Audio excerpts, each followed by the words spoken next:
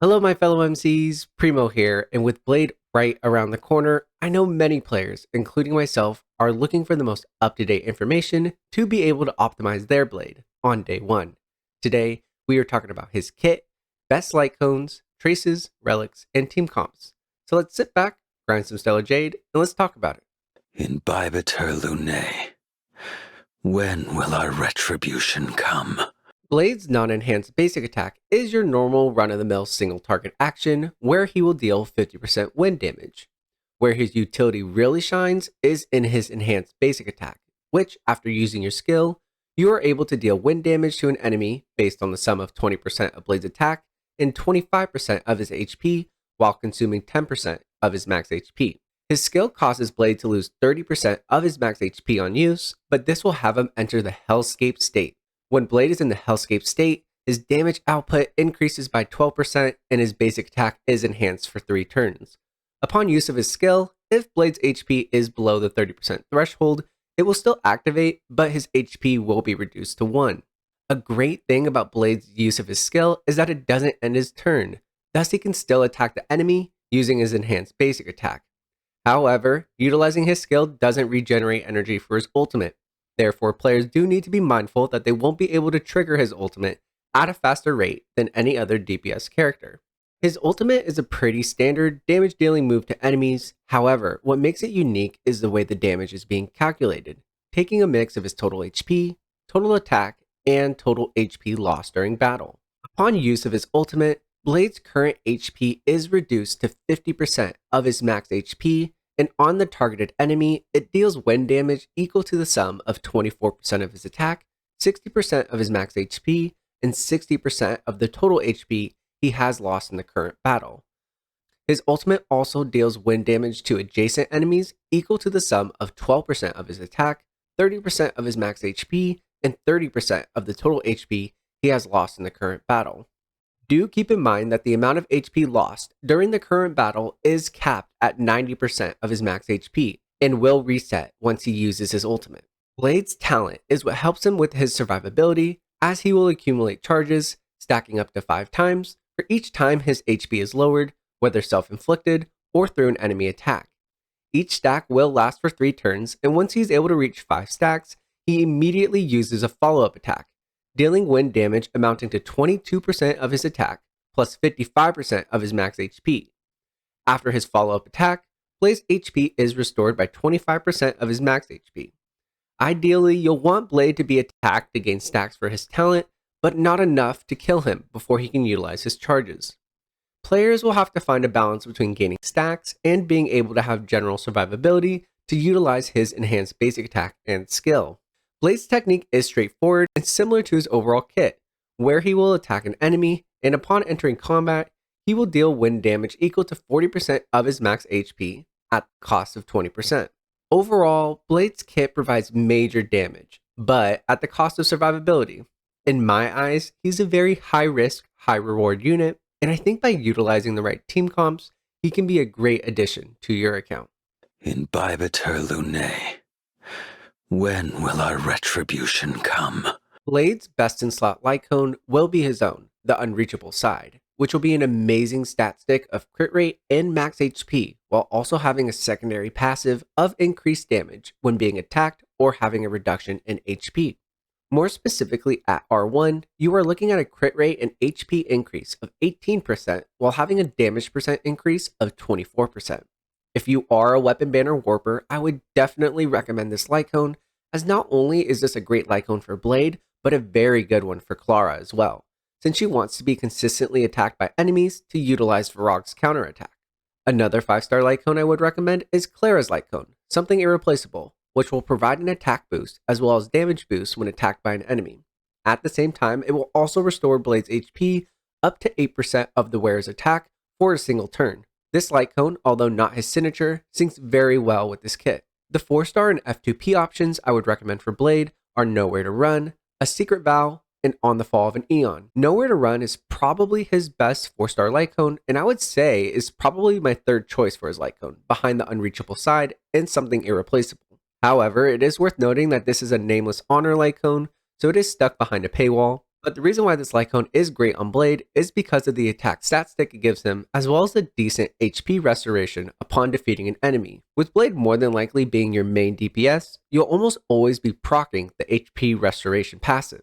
A Secret Vow is a gacha 4-star Lightcone, and I would definitely recommend for Blade as it increases damage dealt by 20% for the wearer, and it will also deal 20% more damage when the wearer's HP is less than the target. This works great for a Blade as a majority of his kit consumes his HP, making him most likely to have less HP than the target he is attacking. Do keep in mind if you are running Locha next to Blade, that 20% damage boost when the wearer's HP is less than the target may not proc as often as you would like because he will be auto-healed upon use of his ultimate or when his HP gets reduced to 50%. A really nice F2P option resides in Herta's shop with On the Fall of an Eon. Now, the passive isn't anything to write home about, as it's just a stackable attack percentage increase and a damage percent increase when breaking the weakness of an enemy. However, it is still a very solid option for many players who aren't looking to spend on the weapon banner, but want a high-level light cone to throw on him that isn't wolf walk time. I know for myself, I am not a weapon banner warper, but I love to utilize the free 5-star light cones, so I will definitely be putting On the Fall of an Eon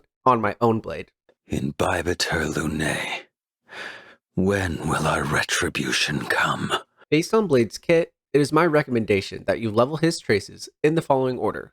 First is skill, second is basic attack, third is his ultimate, and finally his talent. Blade's skill is most important to level first, as this provides him with an immediate way to directly increase his personal damage while also being the driver for his overall kit concept of being an enhanced basic attacker. It goes without saying that Blade's basic attacks need to take priority, as that is where the majority of his damage will come from. You could even make the argument that his skill and basic attack are on the same level of importance and that they should be leveled up equally. His ultimate is third on the list here, as it's a secondary attack to his main damage dealing move, which is his enhanced basic attack. And finally, his talent should be one of the last traces you level up, due to there being no change in the amount of HP that is restored when going from level 1 to 10, and the scalings of the follow-up attack not being as damage heavy as his ultimate. Some other Ascension traces that I wanted to highlight as priority level ups for Blade are his first tier Viva Infinita trace and his first tier Never Ending Death trace. Both traces have to do with his HP regeneration and should be immediately unlocked to help increase the survivability of Blade. For the Viva Infinita trace, this will increase his incoming healing by 20% when his HP is at 50% or lower. This will be very useful upon use of his ultimate when Blade's HP gets reduced to 50%. His Never-Ending Death trace is very important for him as it consistently restores 5% of his max HP plus 100 for every use of his enhanced basic attack. Imbibitor Lunae. When will our retribution come? Blade havers can rejoice as the upcoming new relics being released in version 1.2 are tailor-made for Blade and his kit. The Longevous Disciple is his best in slot set, as the 2-piece bonus gives him a 12% max HP increase, while the 4-piece set gives him an 8% crit rate increase that can stack up to 2 times when the wearer is hit or has their HP consumed. This increase will last for 2 turns. Some other viable sets for Blade that could work well with him are the 4-piece Eagle Twilight line, or 4-piece Musketeer, or a 2-piece mix of any of the sets that I mentioned if you are needing a specific main stat as a placeholder. The main stats that I would be looking for when farming for Blade are a crit rate body piece and speed boots.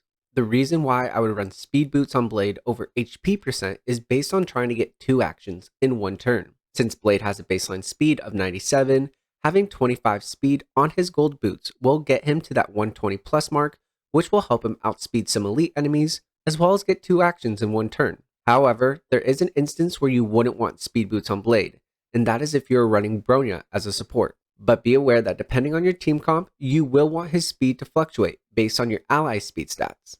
Ideally, you'll want Blade to go after the debuffer or buffers to get the boost, while also moving ahead of the healer so they can heal you after taking damage or consuming HP from attacking. The substats you should be prioritizing when farming for relics would be crit rate and damage, HP percent, attack percent, and finally speed. The planar sphere and rope that I would recommend for Blade is also new as of version 1.2. The Retellent Arena works directly in accordance with the Longevous Disciple and Blade's kit. providing players an optimal 6-piece set that has perfect synergy. The Repellent Arena set bonus increases the user's crit rate by 8%, and once the user's crit rate reaches at least 80%, it will increase their basic attack and skill damage by 20%. Since Blade's kit is tailored around his enhanced basic attack, this set will do wonders for his DPS capabilities. An alternative sphere and rope set to consider is the Salsodo set, which doesn't have as strict of a crit rate value stat needed, 50% compared to 80%, but it will enhance Blade's ultimate and follow-up attack from his talent by 15%. One could even consider this set to be just as good because it still elevates Blade's DPS while having a less restrictive crit rate requirement. Thus, you can have more substats rolled into crit damage. My personal recommendation for the 2-piece set is going to be the Repellent Arena, only because of its functionality with Blade's kit, but I honestly would not blame you if you went ahead with the Salsodo set if you already have a decent wind damage percentage sphere and HP percent rope to throw on him. Imbibitor Lunae, when will our retribution come? I think it's best to break down Blade's best team comps into 2 categories, one being with Locha and one being without Locha. The reason why I think this is best is because Locha has such great synergy with Blade that he needs his own separate breakout, while it may not be plausible for all Blade havers to also have Locha.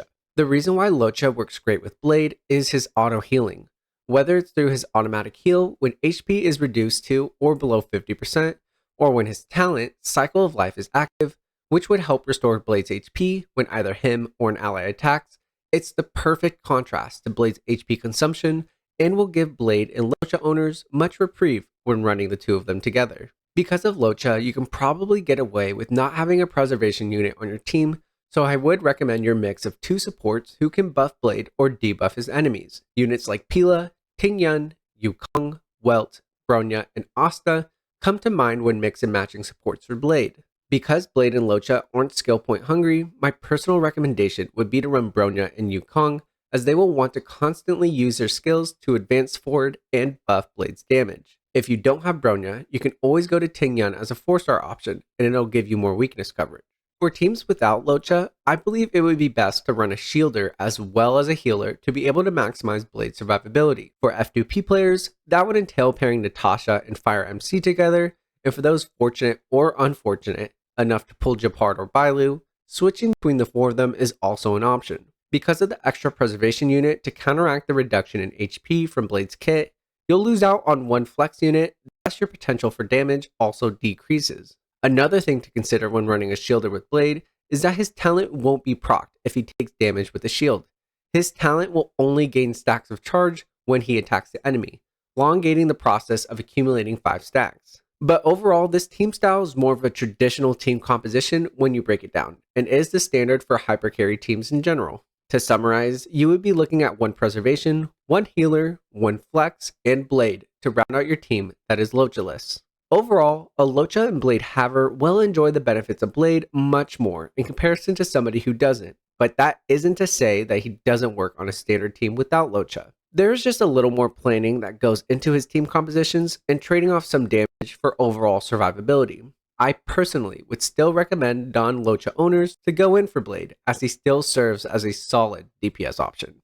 Imbibitor Lunae, when will our retribution come?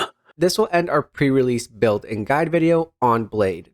To all my Blade wanters, I hope you become Blade havers, and I hope the Gacha Gods can bless your pulls. Please let me know down in the comments below how excited you are for Blade. I know for myself, I am way too excited for his release, and his banner just cannot come any faster. But thank you guys so much for watching, and I'll see you in the next video.